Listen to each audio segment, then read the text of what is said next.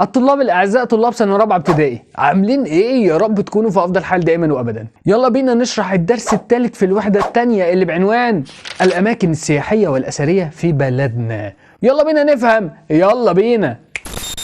الاعزاء جدا طلاب سنه رابعه، يا رب تكونوا بخير. بصوا بقى يا حلوين، النهارده هنشرح الدرس الثالث اللي بيتكلم على الاماكن الاثريه في بلدنا. بس قبل ما ادخل في الشرح يا ريت نعمل لايك للفيديو ده عشان يوصل لكل اصحابنا. تمام؟ يلا اقول لك بقى ايه اللي بيميز بلدنا ونقول بسم الله.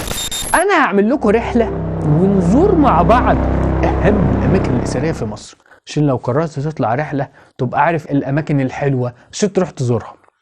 مصر بتتميز ان عندها تاريخ طويل جدا مليان حضارات. الاقي في مصر ايه؟ حضاره فرعونيه قديمه زي ما احنا عارفين، كمان نلاقي حضاره يونانيه، كمان نلاقي حضاره رومانيه، وكمان نلاقي حضاره قبطيه، وكمان نلاقي حضاره اسلاميه. ايه كله دي حضارات في مصر؟ اقول لك وكل حضاره من دول سايبه اماكن حلوه نقدر نروح نزورها. شفتوا بقى؟ يبقى تاني، مصر مليانه بالاماكن الاثريه. تقول لي طب ليه؟ لان تاريخها طويل، في اماكن سياحيه فرعونيه ويونانيه ورومانيه وقبطيه واسلاميه. شوف ده كله موجود فين؟ موجود في بلدنا الغاليه مصر. طب يلا بينا نروح مكان حلو. تعالوا، اول مكان هوديكوا ليه هو مدينه شرم الشيخ. مدينه شرم الشيخ دي موجوده فين؟ ده اول سؤال.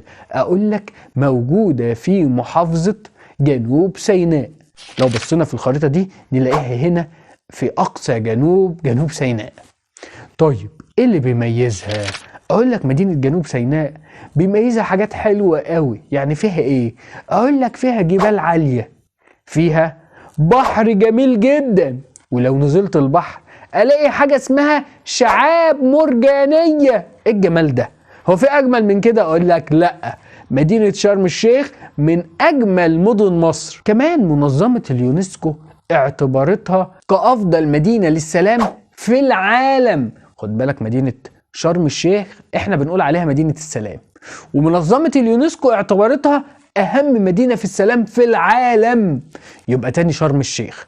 انا خلصت شرم الشيخ، تاني مكانها في محافظه جنوب سيناء. طيب ايه اللي بيميزها؟ جبال عاليه، بحر صافي جميل، شعاب مرجانيه. طيب واليونسكو قالت عليها ايه؟ اهم مدينه سلام في العالم. كمان بتتميز ان مناخها حلو، مناخها جميل جدا. طب تحب تزورها؟ اقول لك انا قبلك احب اروح ازورها. يبقى دي افضل الاماكن السياحيه والاثريه في مصر. بس دي سياحيه ولا اثريه؟ اقول لك دي سياحيه، ما فيهاش اثار كتير، انما هي منطقه ايه؟ سياحيه، عشان الشاطئ والمناخ والجبال والى اخره. طب تعالوا بقى نروح منطقه تانية. تعالوا نروح مع بعض الاهرامات. الاهرامات وابو الهول. احنا عارفين الاهرامات 3 صح؟ خوفو وخفرع ومنقورع، ومعاهم تمثال اسمه تمثال ابو الهول. مبنيين فين؟ اقول لك مبنيين غرب نهر النيل على هضبة عالية. طب اشمعنى؟ اقول لك عشان يكونوا بعيد عن الفيضان. زمان كان بيجي فيضان، يعني مية كتير بتغرق اماكن كتير، فالمصريين القدماء فضلوا يدوروا على مكان ما توصلوش المية، فلقوا ان في مكان غرب نهر النيل في محافظة الجيزة، وقرروا يبنوا هناك الاهرامات. وفعلا بنوا 3 اهرامات اللي احنا عارفينهم، خوفو وخفرع منقورع، ومعاهم تمثال ابو الهول. فين؟ غرب النيل في محافظة الجيزة على هضبة عالية. اشمعنى بما تفسر؟ تقول لي عشان تكون بعيد عن الفيضان. طب ده سؤال مهم، اقول لك سؤال مهم. بما تفسر بنيت الاهرامات في محافظة الجيزة غرب نهر النيل، تكون اجابتك عليا لتكون بعيدة عن الفيضان. طب في سؤال تاني، هو ليه المصريين اصلا بيبنوا اهرامات عالية قوي كده؟ اقول لك لان المصريين كانوا بيؤمنوا بفكرة اسمها البعث والخلود. يعني ايه ده؟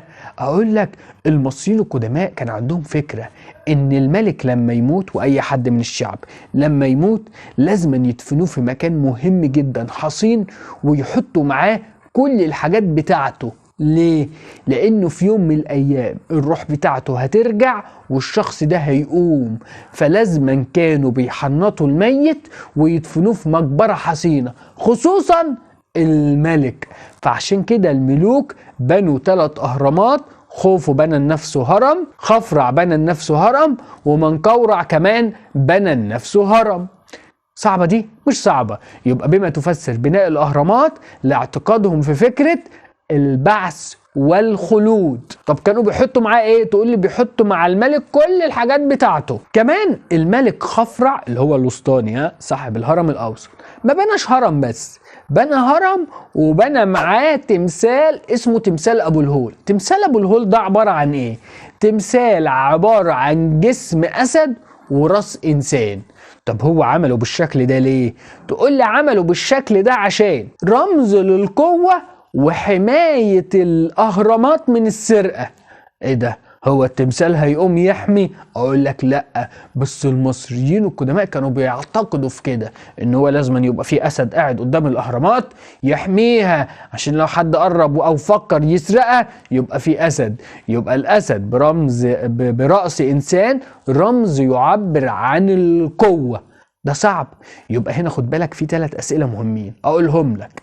أول سؤال، بما تفسر بناء الأهرامات غرب نهر النيل عشان تكون بعيدة عن الفيضان، بس لو قلت لك سبب بنائها، ده سؤال تاني، بما تفسر بناء الأهرامات بس من غير غرب النيل، تقول لي اعتقد المصريين القدماء في البعث والخلود، فكانوا يدفن الملك وكل الأشياء اللي بيحتاجها معاه في الهرم.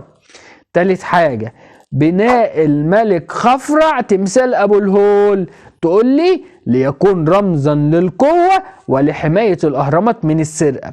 يبقى نميز ما بين السؤال الأولاني والتاني ازاي؟ لو قلت لك بناء الأهرامات غرب نهر النيل عشان الفيضان، إنما لو قلت لك سبب البناء بس تقول لي لاعتقادهم فيه البعث والخلود. يبقى لازم تميز ما بين السؤالين دول كويس خالص. وتاني، يعني ايه بعث وخلود؟ كلمة بعث يعني الميت هيقوم تاني، يعني عودة الروح للمتوفي. طب كلمة خلود معناه ان الراجل اللي قام ده مش هيموت تاني، عدم الموت مرة اخرى. ده كلمة بعث وكلمة خلود. دي تاني منطقة اثرية في مصر حلوة تحب تروحها؟ برضو انا بحب اروحها على طول. يبقى انا دلوقتي خدت مين ومين؟ تقول لي اول منطقة اللي هي شرم الشيخ، تاني حاجة منطقة الأهرامات وأبو الهول. طب تيجي نروح منطقة تالتة؟ تعالوا هنروح منطقة اسمها مجمع الأديان. مجمع الأديان؟ ليه مجمع أديان؟ ليه تسمى بالاسم ده؟ أقول لك عشان جواه آثار تخص الحضارة الإسلامية، وتخص كمان الحضارة المسيحية، وكمان تخص الحضارة اليهودية. يعني المنطقة بتاعت مجمع الأديان دي فيها آثار يهودية ومسيحية وإسلامية، عشان كده بنقول عليها إيه؟ مجمع الأديان. طب هو موجود فين؟ أقول لك موجود في مصر القديمة في القاهرة. موجود فين؟ في مصر القديمة. أول حاجة المعبد اليهودي، هو موجود فين؟ أقول لك موجود في مدينة الفسطاط اللي هي مصر القديمة. مدينة الفسطاط في نهاية حي الكنائس، في منطقة هناك اسمها حي الكنائس. المعبد اليهودي موجود في آخرها. أنا المعبد اليهودي تاني، المعبد اليهودي موجود في نهاية حي الكنائس في الفسطاط. أدا المعبد اليهودي. صعب؟